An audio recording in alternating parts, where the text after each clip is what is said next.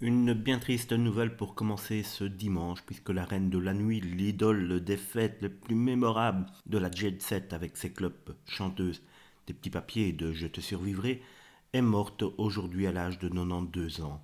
Les nuits n'auront donc jamais été aussi noires. Âgée de 92 ans, la reine de la nuit, personnalité flamboyante de jour aussi, nous a quittés tout juste 2 ans après le décès de son frère cadet Maurice Biederman.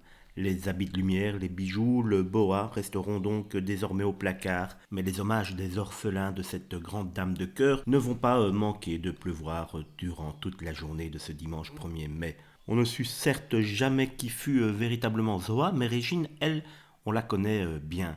Et pour cause, patronne des clubs d'anthologie, chanteuse, amie des stars et star entourée d'amis, femme d'affaires, actrice, candidat de télé-réalité, la native d'Anderlecht, parisienne et tropézienne d'adoption, et marraine de la jet-set mondiale, fut incontournable pendant plus de 6 décennies depuis l'ouverture en 1956 de sa toute première boîte de nuit chez Régine, au cœur du quartier bouillant de Saint-Germain-des-Prés.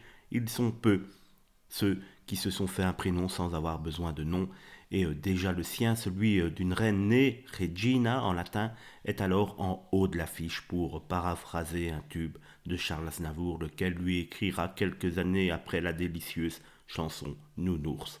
Régine était la maman du grand journaliste émérite Lionel Rodcash, issu de son premier mariage, emporté en 2006 à l'âge de 56 ans par un cancer du poumon. Elle lui avait dédié en 2010 le livre À toi Lionel mon fils.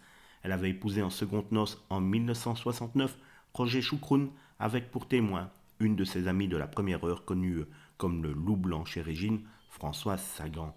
Une grande dame du showbiz français vient de nous quitter donc ce matin. Paix à son âme.